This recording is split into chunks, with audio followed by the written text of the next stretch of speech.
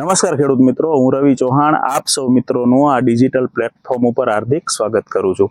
મિત્રો, હાલ જે કાંઈ વધારે વરસાદ થવાને લીધે કપાસ કરતા ખેડૂતોને અત્યારે જે હું છોડ પાસે ઊભો છું એવી જે કંઈ સમસ્યા છે એ ઘણી બધી આવતી હશે। તો મિત્રો, આ જે સમસ્યા છે એ શું કામે આવે છે તે જાણી લેવું ખૂબ જ જરૂરી છે।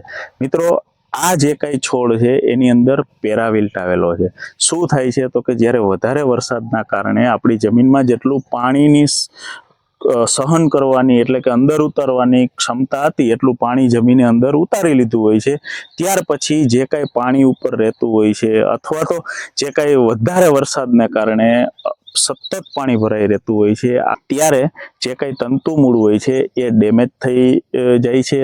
તેમજ જે કાંઈ હવાની અવર જવર હોય છે એ બંધ થઈ જતી હોય છે। છોડ નીચેથી તત્વોને વ્યવસ્થિત રીતે ખેંચી શકતો ના હોય અને આ કન્ડિશનની અંદર આમની અંદર પેરાવિલ્ટ આવે છે। મિત્રો, પેરાવિલ્ટ એટલે શું તો કે એની અંદરની જે કાંઈ વેઇન હોય, નસો હોય એ બ્લોક થઈ ગઈ હોય છે।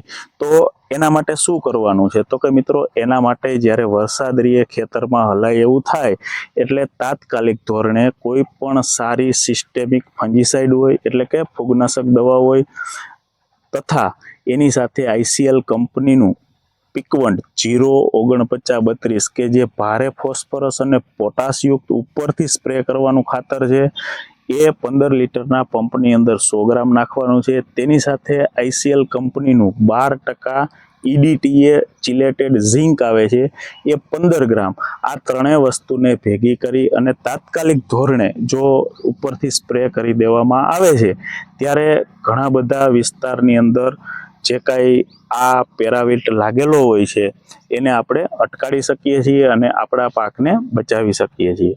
અસ્તુ।